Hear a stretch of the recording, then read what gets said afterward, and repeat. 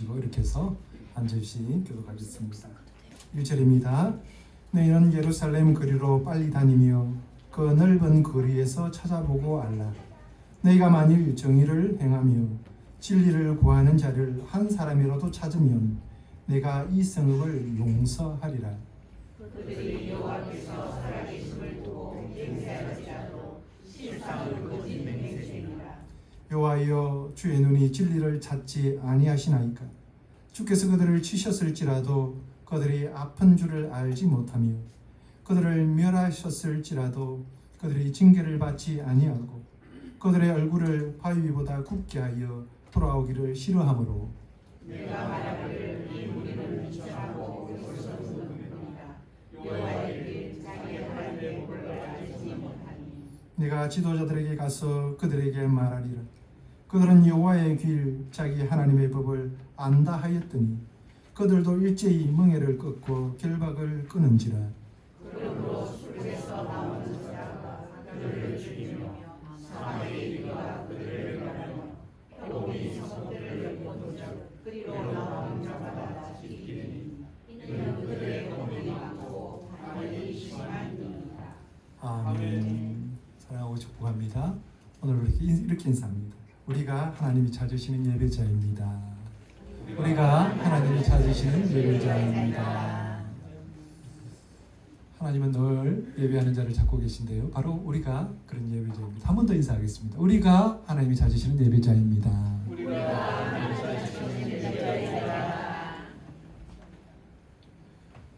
사랑하는 성도 여러분, 한 주 동안 평안하셨습니까? 오늘 6월 마지막 주일이고요. 또 마지막 주간입니다. 지난 주간에 우리 민족의 큰 아픔이었던 6.25 75주년이었습니다. 75년 전에 이 땅에 6.25가 있었다라고 하는 것이죠. 우리나라가 절대절명의 위기 가운데 있을 때에 우리의 믿음의 선배들은 과연 무엇을 하고 있었을까요? 한국기독신보 2022년 6월 24일자 신문에 이상규 교수님께서 이런 글을 기고를 하셨습니다. 6.25 전쟁이 발발하자 피난지 부산에서 그 교회적 기도운동이 일어났다. 부산에서 있었던 일입니다. 수도 서울을 적에게 빼앗긴 후 호텔을 거듭하여 대전, 대구를 거쳐 8월 18일부터 부산이 임시 수도가 되었다. 대구와 경상남도 일부 지역을 제외한 전 국토가 공산당의 수중에 들어가자 부산에는 각 주로부터의 피난민이 몰려들어 피난민들의 도시가 되었다. 1951년 8월 당시 정부가 집계한 피난민은 380만 명, 가옥과 재산을 잃은 전재민은 402만 명으로 파악하고 있었다. 이들의 대표적인 피난처가 부산이었다. 부산은 피난민들의 도피처였고 신자들에게는 이른바 의의 피난처였다. 그런데 부산의 초랑교회와 중앙교회 등에서 기도회가 개최되고 회개운동이 전개되었다. 한상동 목사가 심호하던 초랑교회는 한상동 목사와 친분이 있던 목회자들이나 성도들 그리고 피난교육자들이 포함된 회개 집회 및 기도회였고 다른 한 가지는 이름 그대로 전란에서 나라를 구해달라는 구국기도회였다. 회개운동과 구국기도회가 같이 이루어졌다. 그런 말입니다. 그리고 중간 생략하고 이 비상기도회에서 특히 박윤선 목사가 일제하에서의 신사참배 강요와 이에 대한 저항의 과정을 설명하자 신사참배에 대한 회개와 해방 후의 교회 분열과 대립 그리고 신자답게 살지 못한 일에 대한 회개와 통해 운동이 일어났다. 이 박윤선 목사는요 당시 이제 고려신학교 총장이었는데 그때 기도회를 이제 집회를 인도한 목사님입니다. 박윤선은 다음과 같이 증언하고 있다. 이날 새벽 기도회 담당이었던 나는 설교 도중 한부선 선교사의 신사참배 반대 투쟁에 대해 그가 총회석상에서 만주에서 옥중에서 목숨을 아끼지 않고 싸운 사실을 전가하였다. 그 시간에 나는 한부선 선교사에게 직접 들었던 말을 그대로 소개하였다. 이때 강력한 회개 역사가 일어났다고 한다. 이때 회개운동 가운데에 성령의 강력한 역사가 임하였다라고 하는 겁니다. 그 자리에 참석했던 교역자들이 한 사람씩 회개하는 기도로 이어져서 그 집회 분위기는 더욱 뜨거웠다. 이때 성령의 도우심으로 설교하는 나 자신부터 내 죄를 회개하면서 증거하게 되었으니 감사한 일이었다. 나도 단 한 번이지만 신사참배를 한 범과가 있으므로 나는 언제나 이 일로 인하여 원통함을 금할 수 없었는데 이때 그 죄를 회중 앞에 공적으로 고백하였던 것이다. 박유선 목사조차도 신사참배를 했다라는 거죠. 그러면서 회개운동 가운데에 그것을 회중 앞에서 고백하는 일이 있었다라고 하는 겁니다. 근데 원래 기도회는 일주일간 예정되어 있었으나 참석자들은 집회 연장을 원했다. 모든 사람들이 한 주 동안 기도회로 마치는 것을 원하지 않았다라고 하는 것입니다. 그러면서 이 집회가 일주일 동안 연장이 되어졌습니다. 이때는 부산만이 아니라 울산과 온산 지방 교역자들도 합류한 가운데 계속되었다. 초량교회에서의 약 2주간에 걸친 기도회가 끝나는 날 신문회가 배포되었는데 인천 상륙작전 성공을 알리는 회였다. 그래서 기도회에 참석했던 이들은 성공률 5,000분의 1이라는 인천 상륙작전이 성공한 것은 성도들의 간절한 기도의 결과라고 믿었다. 인천 상륙작전이요, 성공할 수 있는 확률이 5,000분의 1이었습니다. 이것이 성공했다라고 하는 겁니다. 그리고 1.4 호태 이후에도 부산에서는 기도운동이 일어났고 초량교회에서의 나라를 위한 기도회는 수일간 계속되었다. 이런 기고문입니다. 지금 우리가 6월을 맞이하면서 이 날을 한 번 더 이제 생각해 보게 되는 것입니다. 그러면서 다시는 이런 비극적인 일은 일어나면 안 된다라고 하는 것이죠. 이 땅이 전쟁으로 몰아지는 일은 결코 있어서는 안 되는 일입니다. 그러면 우리가 나라를 위해서 무엇을 할 수 있을까요? 총을 들고 나갈까요? 오늘 우리가 읽은 본문에는요, 하나님께서 예레미야를 부르시면서 그에게 한 사람을 찾으라 라고 하는 말씀을 우리에게 들려주고 있습니다. 정말 위급한 순간을 맞이하게 된 것입니다. 예루살렘이 무너지려는 순간이었습니다. 이때 하나님은 예레미야를 부르셨습니다. 그리고 다급하게 한 사람을 찾으라고 하십니다. 그 한 사람이 중요하기 때문입니다. 하나님이 찾으시는 사람은 과연 어떤 사람일까요? 첫 번째는요, 그 사람은 하나님은 정의를 행하는 한 사람을 찾으신다라는 것입니다. 오늘 본문 1절 말씀입니다. 너는 예루살렘 거리로 빨리 다니며 그 넓은 거리에서 찾아보고 알라. 너희가 만일 정의를 행하며 진리를 구하는 자를 한 사람이라도 찾으면 내가 이 성읍을 용서하리라. 당시 예루살렘이 어떤 지경에 놓였는지 우리는 이 말씀 속에서 짐작해 볼 수 있는 것입니다. 예루살렘은 어떤 곳입니까? 예루살렘은 하나님의 백성들이 사는 곳입니다. 예루살렘은 하나님의 계명을 받은 아브라함의 후손들이 사는 곳입니다. 예루살렘은 하나님의 성전이 있는 곳입니다. 예루살렘은 거룩한 성이라고 불려지는 특별한 곳입니다. 하나님의 백성들이 하나님을 찬송하면서 예배하는 곳, 있는 거룩한 처소, 그래서 시온성이라고 불려지는 곳이 바로 이곳입니다. 그래서 예루살렘은 천국을 상징하는 곳이었습니다. 그리고 예루살렘은 온 백성이 정의로운 재판을 받을 수 있는 왕의 보좌가 있는 곳입니다. 그러므로 예루살렘은 일반적인 도시가 아닙니다. 하나님의 백성의 삶의 모습을 고스란히 보여주고 있는 곳이 바로 이곳입니다. 예루살렘은 하나님의 언약이 생생하게 나타나는 곳이었습니다. 하나님이 택하신 자들이 평화를 누리는 곳이 바로 예루살렘이었습니다. 하나님의 눈이 집중되어 있었고요, 하나님의 마음이 담겨져 있는 곳이었습니다. 하나님께서 주야로 그 백성에 대해서 깊이 관심을 드러내신 곳이 바로 이곳입니다. 그런 곳에서 하나님은 한 사람을 찾고 계십니다. 정의를 행하는 한 사람 말입니다. 그런데 그 한 사람을 찾기가 어렵습니다. 의인 한 명이 없다라는 말입니다. 의인 한 명이 없어서 예루살렘이 망하게 되었다라고 하는 것입니다. 성경은요, 의인 10명이 없어서 망했던 한 곳을 우리에게 소개합니다. 창세기 18장 20절부터 21절 말씀입니다. 여호와께서 또 이르시되 소돔과 고모라에 대한 부르짖음이 크고 그 죄악이 심히 무거우니 내가 이제 내려가서 그 모든 행한 것이 과연 내게 들린 부르짖음과 같은지 그렇지 않은지 내가 보고 알려 하노라. 하나님께서 이런 말씀을 하고 계십니다. 하나님께서 소돔과 고모라의 죄악을 아시고 그곳으로 천사를 내려보내셨습니다.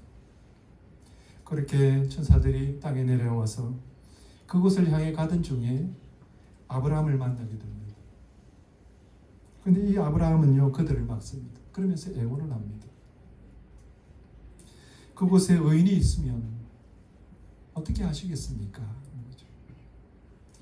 그것은 공의로운 하나님의 모습이 아닙니다. 라는 거죠. 그곳에 의인이 있어도 심판하시겠습니까? 그렇게 지금 묻는 것입니다. 그곳에 과연 의인 50명이 있으면 어떻게 하십니까? 어떻게 하시겠습니까? 그렇게 아브라함이 물었습니다.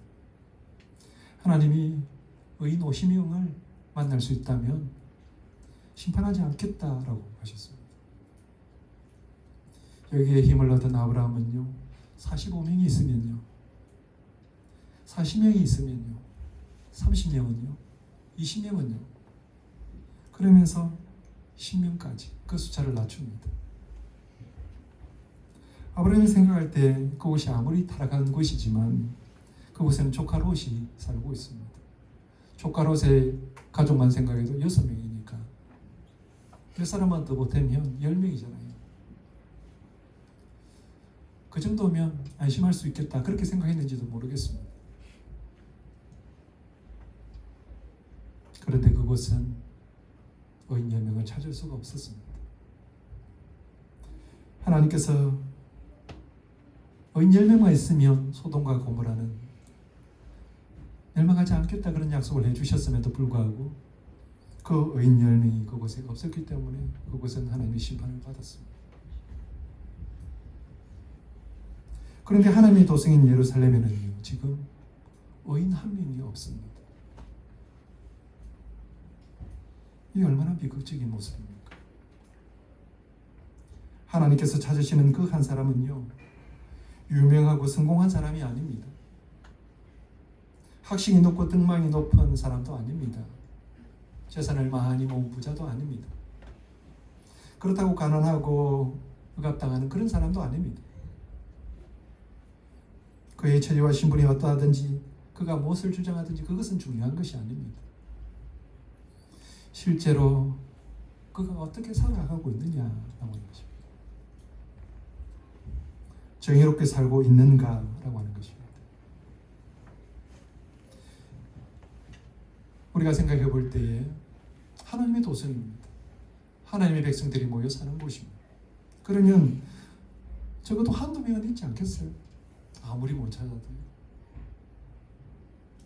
그런데 예레미야는 한 사람도 찾을 수가 없습니다. 큰 데로 나가서 찾아보지만 한 사람도 보이지 않습니다. 지금 예레미야에게는 시간이 없습니다.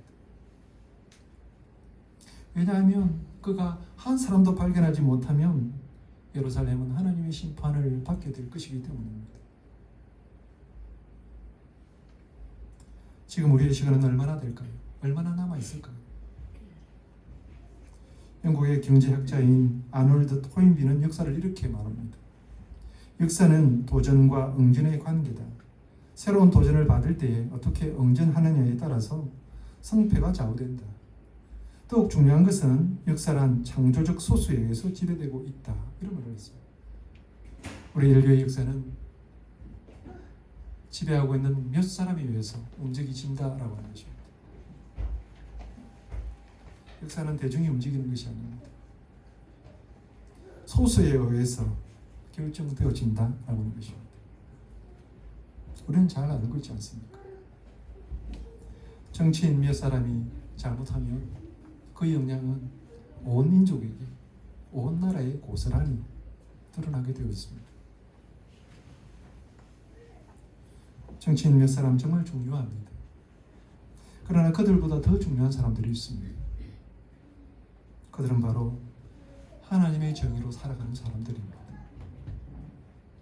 하나님의 정의로 살아가는 한 사람이 중요합니다. 정의는 말로 하는 것이 아닙니다.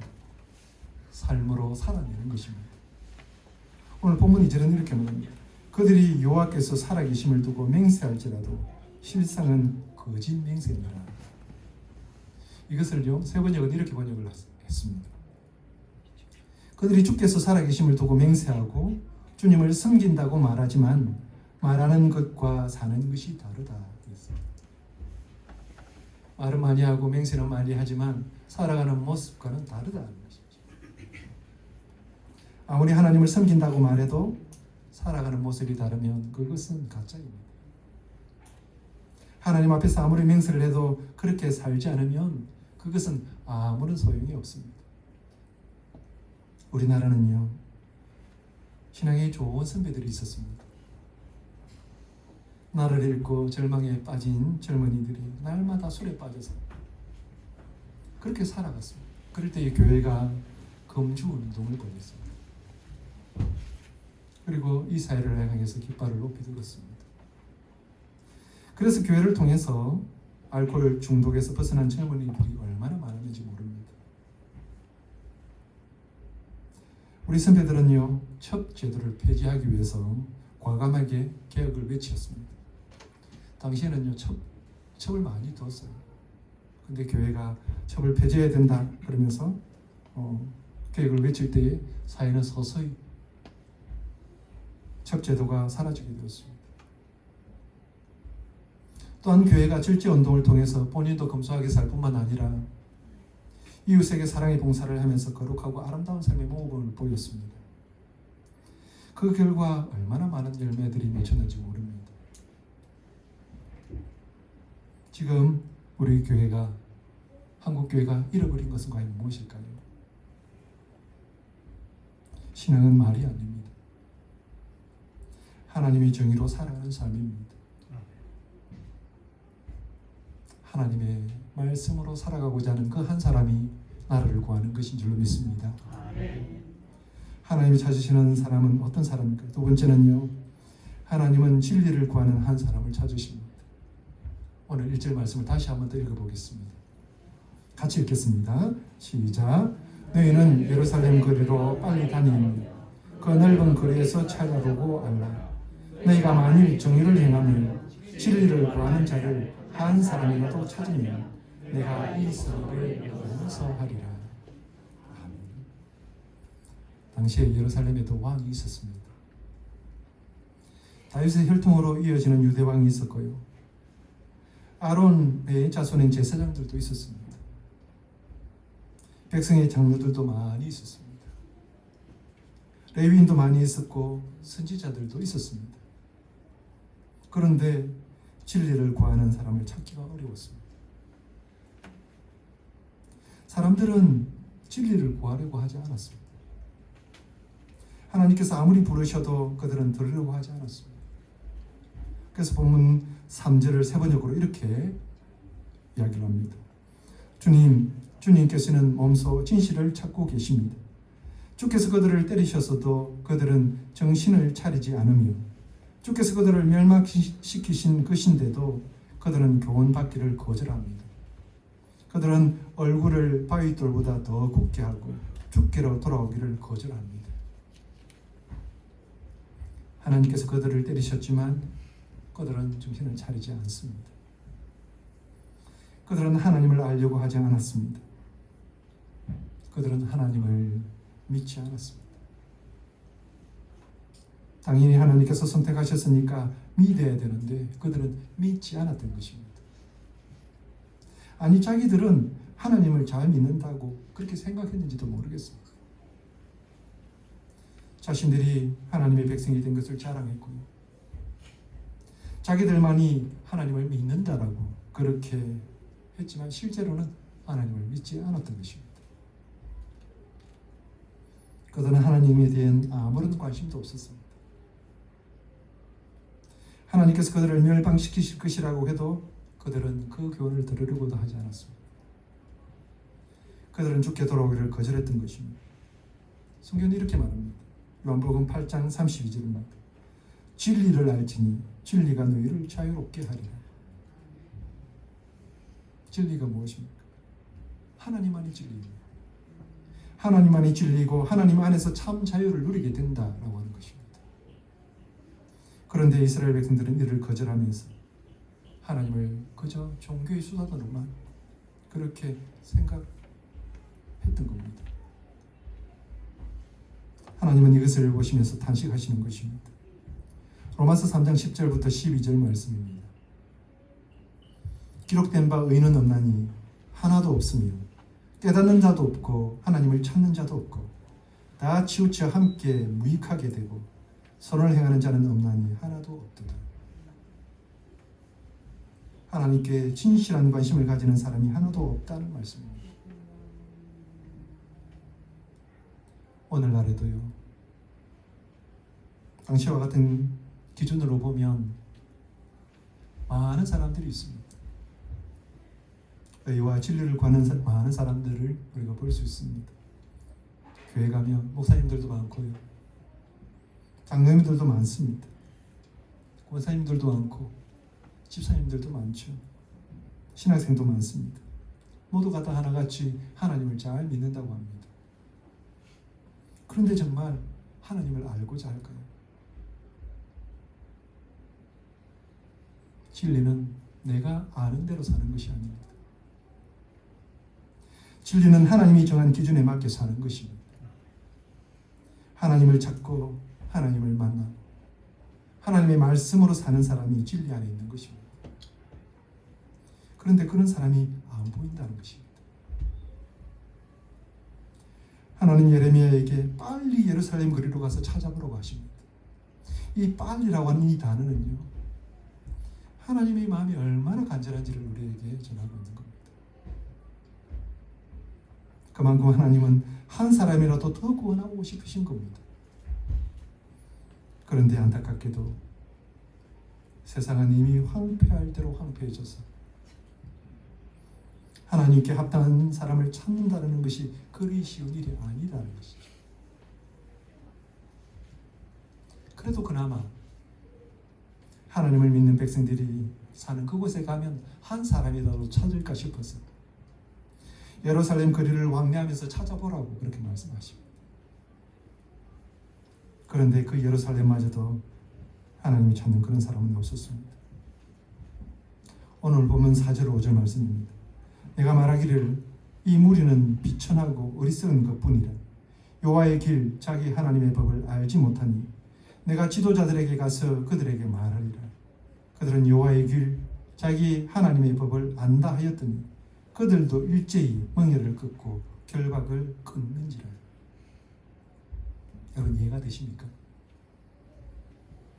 비천하고 무식한 사람에게 가서 하나님의 뜻을 전했더니 그들은 진리가 뭔지 공의가 뭔지 몰라서 행치 못하겠다 그렇게 말을 합니다. 그래서 이번에는 지혜롭고 존귀한 자들에게 가봤더니 그들은 알면서도 행치 않겠다 그렇게 말하는 겁니다. 한마디로 말하면 남녀노소 빈부 귀천을 가리지 않고 총체적으로 하나님과는 거리가 멀어졌다라고 하는 것입니다. 한 사람이라도 찾을 수 있으면 좋겠다는 것입니다. 한 사람이라도 만나면 그나마 희망이 있겠다는 것입니다. 그 한 사람이 예루살렘을 구하게 될 것이라고 말씀합니다. 사랑하는 성도 여러분, 우리는 세상을 변화시키기 위해서 진리로 부르심을 받은 사람들입니다. 우리가 진리 안에 서 있지 않으면 그곳에는 아무런 희망이 없습니다. 나라가 망하는 데는 여러 가지 이유가 있겠지만 가장 중요한 것은 국민들이 어떤 정신을 가지고 있느냐라고 하는 것입니다. 국민 한 사람 한 사람이 바른 정신으로 살아가는 그런 나라는요, 망하지 않습니다. 믿음의 성도들이 진리 안에서 살아가면 그 나라는 망하지 않습니다. 우리가 진리 안에서 굳게 서 있으면 그곳에 희망이 있는 것입니다. 아멘. 하나님이 찾으시는 사람이 바로 이런 사람입니다. 우리 교회 성도들이 이런 사람이기를 축복합니다. 아멘. 그러면 하나님은 왜 사람을 찾고 계신 것일까요? 세 번째 우리가 기억해야 되는 것은요, 하나님은 이 세상을 용서하기를 원하시는 것입니다. 본문 1절을 다시 읽습니다. 너희는 예루살렘 거리로 빨리 다니며 그 넓은 거리에서 찾아보고 알라. 너희가 만일 정의를 행하며 진리를 구하는 자를 한 사람이라도 찾으면 내가 이 성읍을 용서하리라. 하나님의 목적은 세상을 심판하는 것이 아닙니다. 세상을 구원하시기를 기뻐하시는 하나님은 이를 위해서 지금 한 사람을 찾고 계십니다. 하나님의 역사는 많은 사람에 의해서 일어나는 것이 아닙니다. 하나님의 뜻을 알고 순종하는 한 사람을 통해서 역사하시고 하나님은 그 뜻을 이루십니다. 온 인류가 죄악 가운데 멸망당할 때에 하나님은 한 사람을 보셨습니다. 그 사람이 바로 노아였습니다. 노아를 남겨놓으시고 그를 통해서 인류를 새롭게 하셨습니다. 사람들이 하나님을 떠나서 각자의 신을 섬기기 시작할 때에 하나님은 또 다른 한 사람을 보셨습니다. 그 사람이 바로 아브라함입니다. 아브라함을 통해서 한 민족을 세울 것을 계획하시고 그를 통해서 이스라엘을 세우셨습니다. 가나안 땅에 흉년이 들었을 때에는요, 요셉을 통해서 그 구원을 이루셨습니다. 그리고 애굽에서 모세를 통해서 나오게 하시고 여호수아를 통해서 약속의 땅에 들어가게 하셨습니다. 하나님은 군대를 동원하지 않습니다. 하나님은 구원은요, 한 사람이면 됩니다. 하나님을 찾고 하나님의 마음으로 살아가는 한 사람, 그 사람이면 됩니다. 종교개혁이 일어나던 때에 스코틀랜드에는요, 존 낙스라고 하는 종교개혁의 선두자가 있었습니다. 당시 영국 여왕은 메리라고 하는 여왕이었는데요, 이분은 가톨릭 신자였습니다. 그런데 이 여왕은요, 좀 악독했어요. 심성이 악한 그런 여왕이었습니다. 그래서 스코틀랜드의 모든 개신교 신자들을 다 죽이라는 명령을 내렸습니다. 여왕의 명령이 내려던 그 밤에 존 낙스가요, 서재에서 피를 토하는 마음으로 하나님 앞에 간절히 기도했습니다. 하나님, 스코틀랜드를 나에게 주십시오. 그렇지 않으면 저를 죽여주십시오. 그런 기도를 했어요. 그런데 얼마 있지 않아서 기독교인을 그렇게 죽이라고 했던 이 메리 여왕이 죽게 되었습니다. 중병에 걸려서 죽었습니다. 메리 여왕이 죽기 전에 남긴 유명한 말이 있습니다. 한 사람인 존 낙스의 기도가 100만의 대군보다도 무섭다. 그런 얘기를 했습니다. 100만 대군이 나라를 구하는 것이 아닙니다. 한 사람의 기도만 있으면 됩니다. 나라를 위해서 자신을 주저없이 희생할 각오를 하는 한 사람이면 됩니다. 하나님은 그런 한 사람을 찾을 수 있다면 예루살렘을 용서하시겠다, 그렇게 말씀하셨습니다. 이 말씀은 세상을 향해 하시는 말씀이 아닙니다. 하나님을 믿고 있는 하나님의 백성에게 하시는 말씀입니다. 하나님의 백성 중에 진심으로 하나님을 경외하고 하나님의 뜻대로 살아가는 그 한 사람을 찾으시고 계신 것입니다. 지금도 하나님은 이 세상을 살려낼 의인을 찾으십니다. 이 나라를 지켜낼 의인을 찾고 계십니다. 모든 사람이 우리나라가 위기를 맞이했다, 그렇게 이야기를 합니다. 지금 우리나라는요, 그 어느 때보다 의인을 필요로 합니다. 정치가는 탁월한 정치가가 있어야 나라가 산다라고 말합니다. 기업가는 능력 있는 경제인이 국가를 살린다고 주장을 합니다. 교육자는 지성이 있어야 국가를 번영시킨다, 그렇게 열변을 토합니다. 언론이 살아야 나라가 사는 것처럼 그렇게 떠듭니다. 군사 전문가는 막강한 군사력만이 나라를 안전하게 지킬 수 있다고 주장을 합니다. 그러나 하나님은 의인이 있어야 나라가 살고 민족이 산다고 말씀하십니다.